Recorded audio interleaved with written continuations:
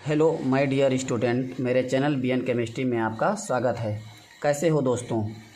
आज बहुत ही important topic लेकर आए हैं, हैलोफार्म रिएक्शन।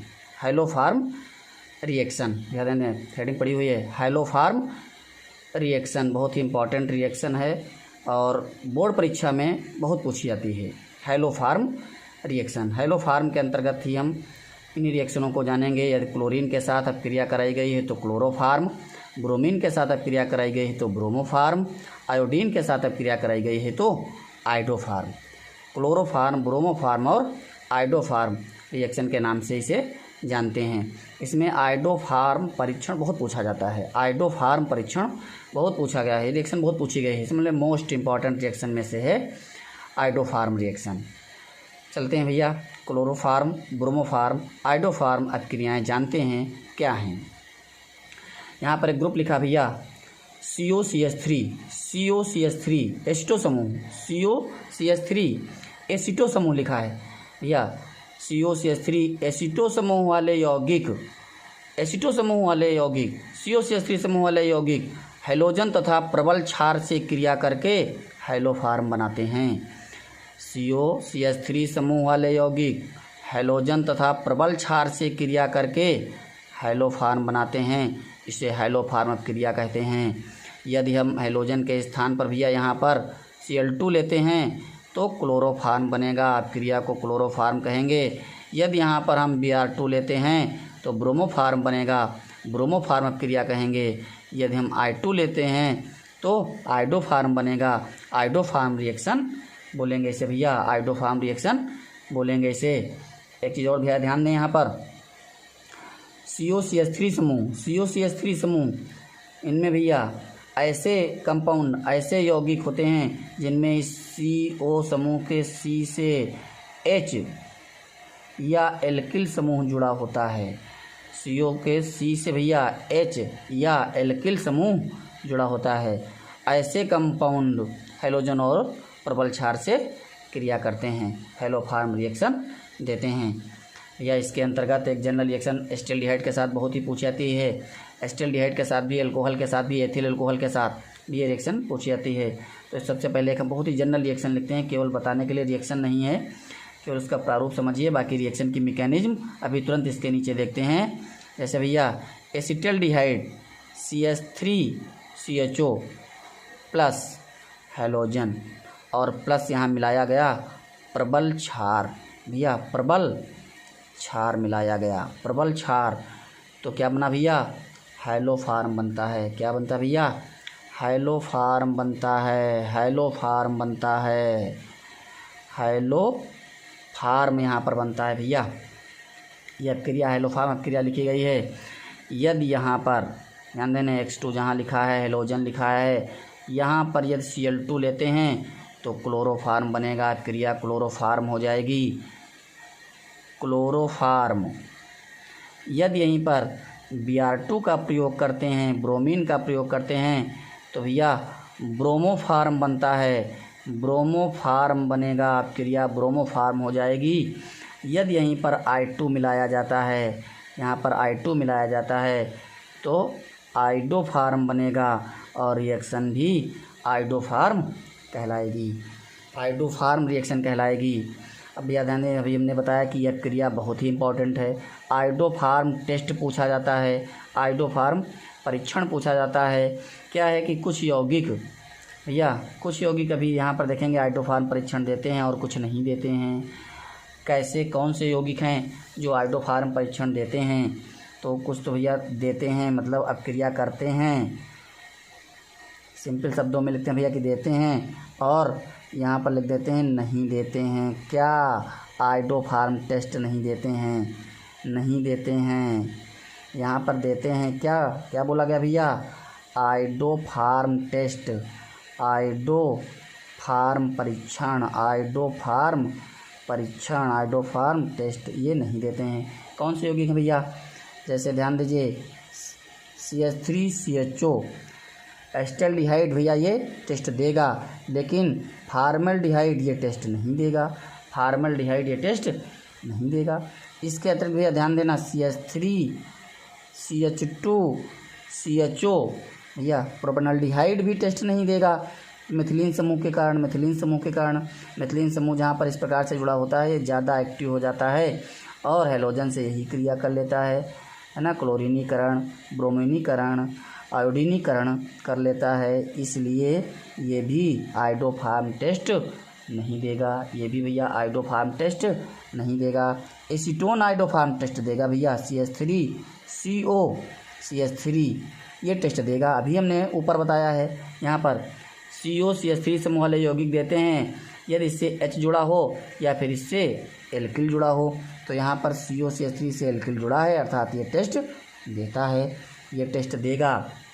लेकिन यदि CH3 CH2 CO CH2 CH3 है ये क्रिया भैया नहीं देगा, ये क्रिया नहीं देगा, ये टेस्ट नहीं देगा, आयोडोफार्म टेस्ट नहीं देगा, ये देगा। एक और भी लिख सकते हैं कि ये कैसा भैया 2 ओन है, 1 2 पर लगा कीटोन समूह है अर्थात 2 ओन। तो 2 ओन वाले कंपाउंड देंगे लेकिन ये वाले नहीं देंगे, 1 2 3 ये 3 पर पहुंच गया, इसलिए ये टेस्ट नहीं देगा। यहाँ भी कारण वही मिथिलीन समूह ज़्यादा एक्टिव है ना, इसलिए ये भी टेस्ट नहीं देगा। इसी प्रकार से भैया प्राइमरी अल्कोहल में 1 degree, primary alcohol 1 degree means primary alcohol में C2H5OH ये टेस्ट देता है। सेकेंडरी अल्कोहलों में जो 2 ऑल होते हैं, 2 ऑल मतलब OH समूह दूसरे कार्बन पर लगा हो, टेस्ट देंगे।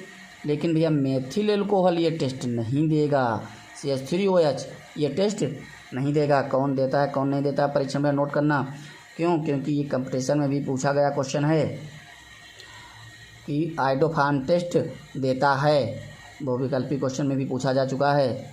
मेथिल अल्कोहल ये टेस्ट नहीं देता है भैया, मेथिल अल्कोहल नहीं देगा। और भी प्राइमरी अल्कोहल में देखिए CH3 CH2 CH2OH ये भी ये टेस्ट नहीं देता है, ये भी ये टेस्ट नहीं देगा भैया।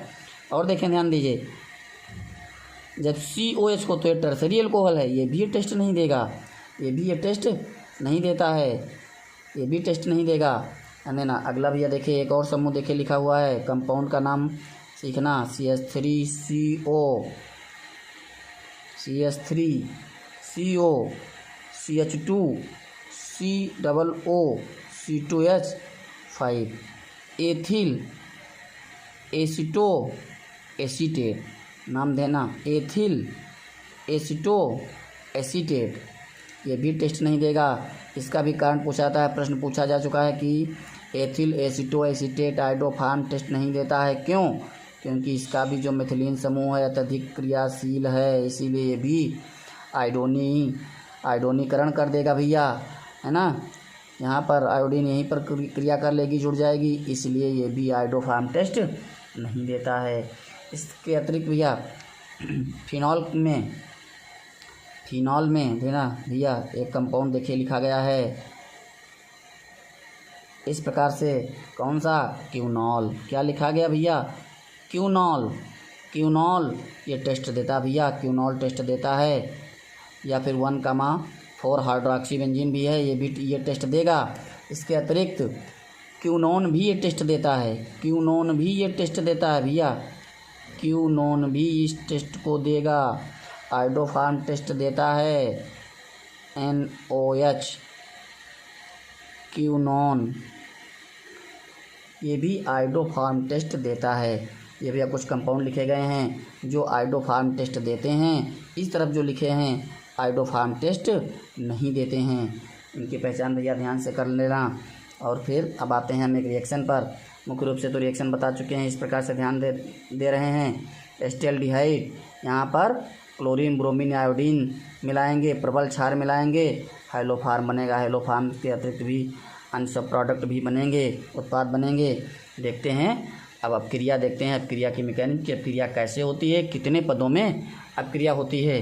भैया ध्यान देना, बहुत इंपॉर्टेंट अब क्रिया आयोडोफार्म टेस्ट बहुत ही इम्पॉर्टेंट टेस्ट है।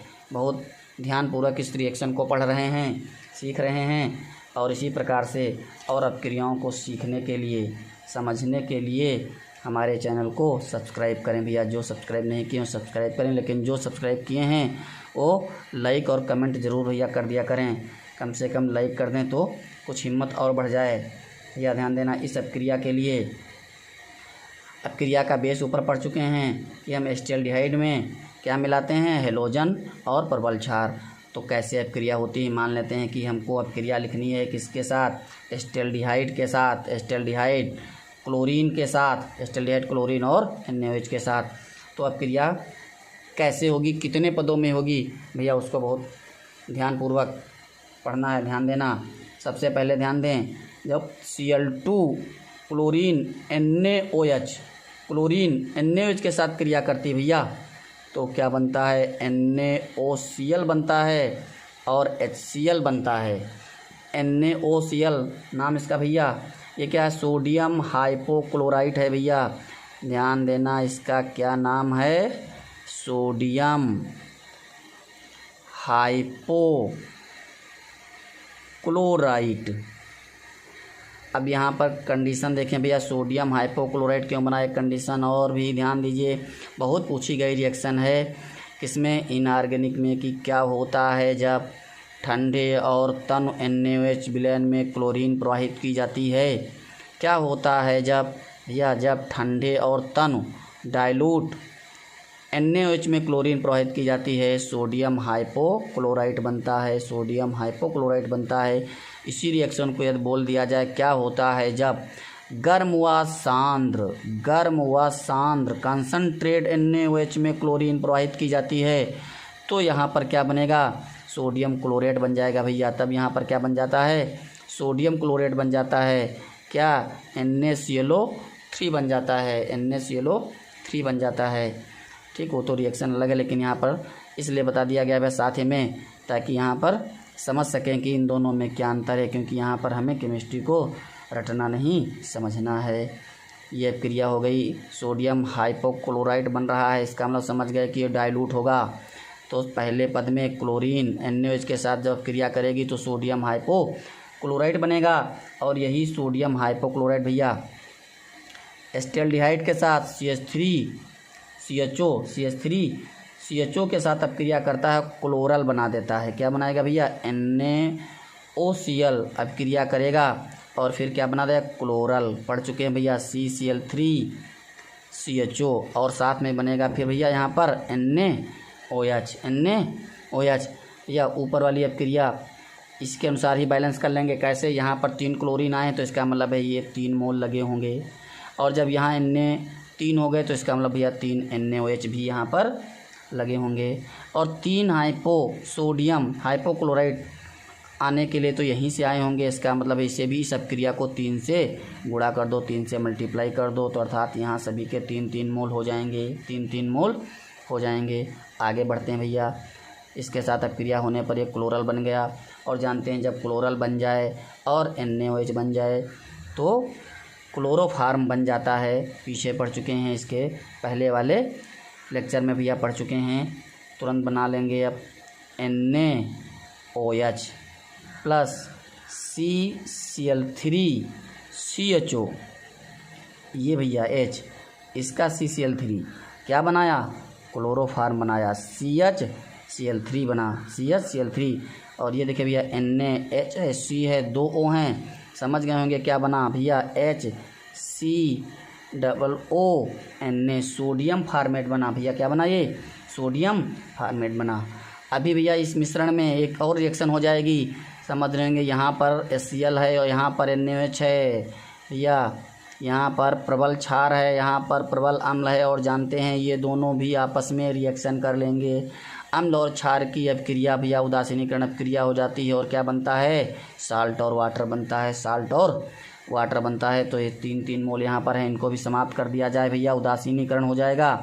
तीनों NaOH तीनों HCl के साथ यह रिएक्शन कर लेंगे, और क्या बना देंगे, 3 मोल सोडियम क्लोराइड के और 3 मोल वाटर के बना देंगे, जल के बना देंगे। इस रिएक्शन को भैया आप ऐड कर लेंगे, जोड़ लेंगे, तो ये पता है कि यदि कोई भी कंपाउंड अभिक्रिया में दोनों तरफ है तो उसे कैंसिल कर दिया जाएगा, 3 NaOH इधर हैं, 3 NaOH इधर हैं, ये कैंसिल हो गए। पहली बात भैया, सोडियम हाइपोक्लोराइड के 3 मोल ये 3 मोल ये, इसका मतलब ये भी यहाँ से कैंसिल हो जाएंगे। और भैया ये क्लोरल भी यहाँ से कैंसिल कर देते हैं, क्लोरल भी कैंसिल हो गया। क्लोरल कैंसिल है तो भैया 3 HCl और 3 HCl भी कैंसिल हो गए। अब देखते हैं इधर क्या बचा और इधर क्या बचा, उनको ऐड कर लेते हैं भैया, ऐड कर लेते हैं। तो सबसे पहले ध्यान दीजिए, हमने CHO को लिख लिया, एसिटाल्डिहाइड को लिख लिया, CH3 CHO का 1 मोल बचा है, प्लस NaOH के 3 मोल यहाँ हैं, 1 मोल यहाँ भी बचा है, अर्थात कितने मोल बचे, 4 बचे NaOH, प्लस यहाँ पर क्लोरीन के कितने मोल भैया बचे हैं, 3 मोल बचे हैं, 3Cl2, इस तरफ का सब ऐड हो चुका है। इस तरफ आ जाते हैं भैया, यहाँ ऊपर कुछ भी नहीं है, यहाँ भी कुछ भी नहीं है, यहाँ बन गया क्या, क्लोरोफार्म बन गया, CHCl3 बन गया, प्लस क्या बना भैया, ध्यान देना, प्लस क्या बना, सोडियम फार्मेट बना, HCOO Na बना, प्लस और क्या बना, 3 मोल NaCl के और प्लस 3 मोल H2O के। यही भैया क्लोरोफार्म रिएक्शन है, यही रिएक्शन भैया क्लोरोफार्म रिएक्शन है। और अब यदि हम कहते हैं ब्रोमोफार्म रिएक्शन लिखो भैया, आइडोफार्म रिएक्शन लिखो, तो तुरंत लिख दोगे। मैकेनिज्म भी पता चल चुकी है और रिएक्शन भी। यहाँ पर केवल हम क्या कर दें, ब्रोमीन कर दें तो यहाँ पर ब्रोमोफार्म बन जाएगी, यहाँ पर आयोडीन कर दें तो यहाँ पर आइडोफार्म बन जाएगी। और इन रिएक्शनों को भैया खुद से पूरा करके लिखना है, ध्यान देना। CH3 CHO के साथ NaOH और Br2 की रिएक्शन को भैया ध्यान देना, CH3 CHO एसिटाल्डिहाइड को NaOH और I2 के साथ इन रिएक्शनों को खुद से बिना बुक की सहायता के भैया खुद से लिखना है, देखना है कि ये मैकेनिज्म समझ में आई है कि नहीं आई है। भाई जब ब्रोमीन बनाएंगे यहाँ पर सोडियम हाइपोब्रोमाइड बना देंगे, आयोडीन मिलाएंगे भैया तो सोडियम हाइपो आयोडाइड बना लेंगे। बाकी रिएक्शन समझ गए कि कैसे हमको करना है। यहाँ पर HCl बना है तो HBr और HI बन जाएगा। इस प्रकार से आइडोफार्म रिएक्शन भी यहाँ पर लिखनी है, ब्रोमोफार्म रिएक्शन भी लिखनी है, खुद से लिखनी है भैया। अब ये बहुत ही इंपॉर्टेंट रिएक्शन थी, बहुत ही यूपी बोर्ड में पूछी जाने वाली रिएक्शन थी। अब अगला जो कल टॉपिक आएगा वो केमिकल प्रॉपर्टीज़ ऑफ क्लोरोफार्म होंगी, बहुत ही इंपॉर्टेंट टॉपिक रहेगा। उसमें कई नेम रिएक्शन हैं, बहुत ही इंपॉर्टेंट रिएक्शन है, वो भी परीक्षा में पूछे। मतलब ये समझे क्लोरोफार्म पढ़ने से भी, बहुत छोटा टॉपिक क्लोरोफार्म, लेकिन पढ़ लें तो 4 नंबर इसी टॉपिक से भी मिल सकते हैं भैया। 4 नंबर इन्हीं की केमिकल प्रॉपर्टीज़ से और इसके मेथड से, बनाने के मेथड से, लेबोरेटरी मेथड से ही 4 नंबर इतने से ही भी आ सकते हैं भैया, ध्यान देना। इसलिए बहुत ही इंपॉर्टेंट टॉपिक है, कोई भी क्लास मिस नहीं करेंगे, पढ़ते रहेंगे लगातार केमिस्ट्री को, बिना रटे हुए समझते रहेंगे इस केमिस्ट्री को। धन्यवाद।